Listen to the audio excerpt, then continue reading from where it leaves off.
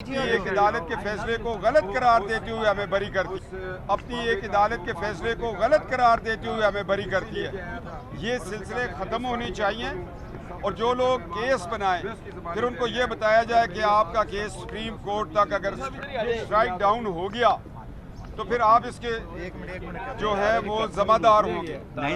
آج ہم 6 سال سے اس عدالت میں ہوں، میں دہشت گردی میں بھی آتا ہوں اور بغاوت میں بھی آتا ہوں، اور مزے کی بات ہے کہ میں سب ڈویژن کا اسسٹنٹ کمشنر بھی رہا ہوں، یہاں میں عدالت بھی کرتا تھا اور اس عدالت میں بطور میں دہشت گرد بھی پیش ہوتا ہوں اور باغی بھی پیش ہوتا ہوں۔ عمران خان صاحب پیش ہوتے ہیں یا نہیں ہوتے یہ وقت بتائے گا۔ اب اگر جسٹس منیر پر لوگوں نے کتابیں لکھی ہیں تو اس نظام پہ بھی لوگ کتابیں لکھیں گے۔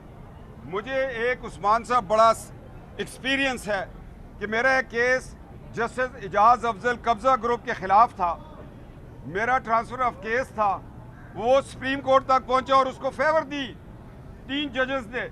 میں نے وہاں کہا، میں نے کہا جو مرضی ہے فیور دیں، عطا بندیال صاحب اگر میرے خاندان کو نقصان ہو گیا، کوئی فائرنگ ہوئی دوبارہ، کوئی زخمی ہو گیا تو آپ ہی اعجاز افضل کے ساتھ جو میری ایف آئی آر ہوگی اس میں آپ کو ہم نومینیٹ کریں گے۔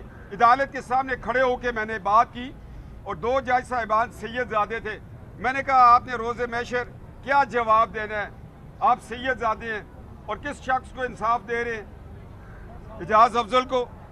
یہاں کا نظام ایسا ہے بھائی جان، اعجاز افضل کی بیوی عطا بندیال کی بیوی کو فون کر دے تو صبح بیٹے کا کیس پشاور سے اسلام آباد ٹرانسفر ہو جائے۔ یہاں تو انصاف خاندانی تعلق پہ ملتا ہے اور عمران کو انصاف جو ہے خاندانی تعلق پہ بچوں کی ماں پہ ملتا ہے۔ میں نے ایک دفعہ بیان دیا کہ ثاقب نثار کے بچوں نے رات کو دوستوں کو فون کیا کہ صبح فیصلہ ہوگا، میرے ابا وزیر اعظم نواز شریف کو نائل قرار دیں گے۔ فیصلے کی رات بچے اپنے دوستوں کو اکٹھا کر رہے ہیں۔ تو عثمان صاحب یہ حالات ہیں، اس لیے عمران خان انجوائے کر رہا ہے اس ملک کے نظام کو۔ سر یہ فرمائے گا کہ اس وقت کیونکہ وفاقی حکومت ہے، جو آپ چیزیں بتا رہے ہیں انصاف کے حوالے سے وہ بھی سامنے ہے، میاں نواز شریف اس وقت باہر ہیں، ہماری آپ کی حکومت ہے یہاں پہ، میاں نواز شریف صاحب آپ کب واپس آئیں گے؟ کیا کوئی تاریخ دی گئی ہے؟ میاں صاحب کو واپس آنا چاہیے، حکومت موجود ہے۔ اور دوسرا یہ بھی بتائیے گا آئندہ انتخابات میں بلاول بھٹو، مریم بی بی اور میاں شہباز شریف صاحب یا کسی اور کس کو وزیر اعظم دیکھ رہے ہیں؟ یہ آپ نے بڑا روایتی سوال کیا، مجھے ہر دفعہ اسی سوال نمبر 1-20 لازمی ہوتا ہے کہ میاں صاحب کب آئیں گے۔ سب سے پہلے میں اس کا جواب آپ کو دوں۔ آپ نے 3 حصوں میں میرے ساتھ سوال کیے۔ پہلا آپ نے کہا کہ ہماری حکومت ہے، ہماری حکومت نہیں، یہ پی ڈی ایم کی حکومت ہے جس میں 13 جماعتیں بیٹھی ہوئی۔ حکومت اللہ کی ہماری ذمہ داری ہے۔ شہباز شریف صاحب اور اسحاق ڈار صاحب جتنی مشکل سے اس ملک کو دلدل سے نکال رہے ہیں، انشاءاللہ آنے والا بجٹ بھی بڑا اچھا آئے گا۔ بابرکت لوگ بیٹھے ہوئے ہیں۔ ایک بات تو یہ کلیئر ہوگی، ہماری حکومت نہیں پی ڈی ایم کی ہے، اور نواز شریف صاحب انصاف پہ یقین رکھتے ہیں۔ اگر حکومتوں سے انہوں نے کوئی رعایت لینی ہوتی تو جنرل رحیل شریف نے کہا تھا مجھے ایکسٹینشن دے دیں، آپ پاناما بھول جائیں، انہوں نے کہا میں اصول نہیں توڑوں گا، میں اڈیالہ جیل چلا جاؤں گا، اور چلے گئے تھے۔ اور اس بینچ پہ بیٹھا ہوا ایک جج جس کی ایک رشتہ دار کو گریڈ 21 سے 22 فواد حسن فواد کے پاس سمری آئی، وہ نائل عورت تھی، اس کو پروموشن نہ دی گئی، اس نے کہا نواز شریف کو بتانا اڈیالہ میں بڑی سخت گرمی بھی ہوتی ہے۔ اس بنا پہ تو نواز شریف صاحب کو نائل کیا گیا تھا۔ اگر نواز شریف صاحب مجھے اجازت دے تو میں اس جج کا نام بتا دوں، کیا ہوگا؟ کنٹیمپٹ آف کورٹ ہی ہوگی۔ میں بتاؤں کہ فواد حسن فواد کے پاس تمہاری رشتہ دار کی سمری آئی، نواز شریف صاحب نے ایک پروموشن کمیٹی بنائی تھی جس کا میں رکن تھا، وہ سب سے نیچے تھی، ہم نے کہا ہم تو نہیں ہونے دیں گے، اڈیالہ قبول ہے، نائل کو گریڈ 22 نہیں دیں گے۔ پیچھے تو قدورتیں یہ ہے جس کی وجہ سے نواز شریف صاحب نائل ہوئے، اور رحیل شریف صاحب نے کہا مجھے ایکسٹینشن دے، انہوں نے کہا ایکسٹینشن نہیں دوں۔ اور آج بھی میں کلیم کرتا ہوں کہ کسی جج اور جنرل کو ایکسٹینشن نہیں دینی چاہیے، یہ اداروں کی تباہی کا بحث بنتا ہے۔ اچھا کیپٹن صاحب یہ بتائیں کہ آپ کتاب بھی کرتے بھی ہیں، آپ کی لائبریری بھی بہت بڑی ہے، جو اس وقت ملکی حالات جا رہے ہیں کس طرف جا رہے ہیں؟ جو آرمی تنصیبات پر حملہ ہوا، یہ سارے حالات کس طرف جا رہے ہیں ملک میں؟ میں بہت خوش ہوں جی، آج بڑے کھرے سوال ہو رہے ہیں اور کھل کے آپ لوگ بول رہے ہیں۔ लगता है कि आप डरे नहीं और मेरे भाई तैयार है। ये लास्ट टाइम भी इन्होंने बड़े अच्छे सवाल किए थे। सबसे पहली बात है ये, आप ये ना कहा करें कि आर्मी तनसीबात पर हमला हुआ, ये कहा करें कि सालमियत पाकिस्तान पे हमला हुआ, 2018 इलेक्शन चोरी होके आइन पे हमला हुआ, पार्लियामेंट पे हमला हुआ। जो काम इंडिया नहीं कर सकता था उसने अपने एजेंटों से करवा दिया। GHQ पे हमला हुआ, ये उन शहदा के खून पे हमला हुआ जिन्होंने पाकिस्तान बनाया।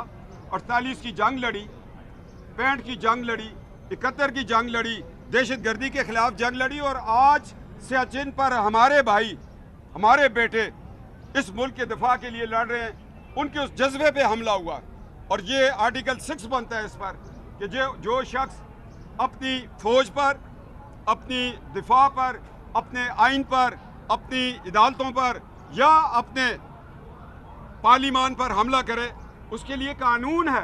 वो कानून बनाने वाला तख्तेदार पे चढ़ा था जुल्फकार अली भुट्टो, मगर कानून तो मौजूद है। ये बड़ी ज्यादती हुई, तहरीकें चलती रहती हैं, सियासी जमातें इलेक्शन हारती जीतती रहती हैं, सियासी जमातों के इलेक्शन चोरी होते हैं, मगर GHQ उस इंसिग्निया पर जब आपने पांव रखा तो वो शोहदा जिनकी आज घरों में बैठी बेवा, उनके बच्चे, उनके रिश्तेदारों के दिल पे क्या गुजरी होगी। अल्लाह कहते हैं ये मेरे शहीद हैं, मैं इनको रिज़्क़ देता हूँ। इनकी ज़िंदगियाँ आपके शऊर में नहीं हैं। आपने तो उन लोगों के तनसीबात पर हमला किया। सर, चौधरी परवेज लाई साहब भी पकड़े गए हैं, आज पता चला है कि यहीं पे पेश भी हो रहे हैं। क्या समझ रहे हैं मुस्तकिल में कोई इत्तेहाद हो सकता है या कोई मामला तय हो सकता है? देखो भाई, मुझे तो हुक्म है, जब आप दुश्मन के सीने पे बैठ जाएं और ज़ाती दावत आए तो उठ जाया करें।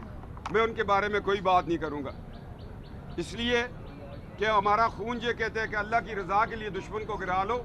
जब वो चेहरा एक्ट्रेस की तरफ थूकने की कोशिश करे तो उसको माफ़ कर दो कि ज़ाती दावत आती है। मैं परवेज़ इलाही साहब के गिरफ्तारी या ना गिरफ्तारी पे कोई बात नहीं करूँगा। मैं एक सियासी जमात का अदना सा रुकन हूँ। मैं सियासतदानों की डिस्ग्रेस नहीं देखना चाहता और नहीं करना चाहता हूँ। मैंने पिछले दिनों इमरान खान के बारे में एक बात की, फिर मुझे बड़े लोगों ने कहा यार जिस खानवादे से तुम्हारा ताल्लुक है तुम्हें नहीं कहना चाहिए था कि इमरान खान को, और जब वो निकाह पे यकीन नहीं रखता, वो गाड़ी चलाई रखता है तो हकीकत है, मगर आपके मुंह से नहीं आना चाहिए था। मैंने कहा जनाब मैं माजरत ख्वाह, मैं मुझसे किसी पे ये बात ना करना। आपने एक सवाल किया कि अगला वज़ीर आज़म कौन होगा। देखिए आप भूल गए, मुझे याद है कौन होगा, वो लोहे महफूज पे लिखा होगा। अल्लाह ने जिसको इज्जत देनी होती है ना, नवाबजादा नसरुल्लाह साहब कायदे आज़म के वक्त से सियासत करते रहे, नी किस्मत में था। मोहम्मद खान जुनेजो कहाँ से उठे, मगर मैं आपको बताऊं एक और मोहम्मद खान जुनेजो की तलाश जारी है। हम भी मोहम्मद खान जुनेजो बन जाते हैं यार अगर, तो मोहम्मद खान जुनेजो को अल्लाह ने नवाज दिया। दुआ ये किया करे अल्लाह आफियत के मामले कर, खैर के मामले कर, मुल्क पाकिस्तान को सलामती दे, काशगर गवादर चला, हमारी महंगाइयों पे कंट्रोल करवा अल्लाह। और हमने तुमसे वादा किया था ए रब एक आज़ाद मुल्क दे दे, हम इसमें तुम्हारा निज़ाम मुस्तफ़ा लेके आएंगे। अल्लाह से हमने वादा नहीं निभाया, सूद का निज़ाम ख़त्म नहीं किया, निज़ाम मुस्तफ़ा सल्लल्लाहु अलैहि वसल्लम नहीं लेकर आए। फिर हम कहते हैं डॉलर 300 का हो गया, आटा महंगा हो गया, बिजली नहीं आ रही। अल्लाह ने भी तो पूछना है, मेरे साथ जो वादा किया था वो पूरा करो, मैं तो तुम्हें रिज़्क़ दे रहा हूँ।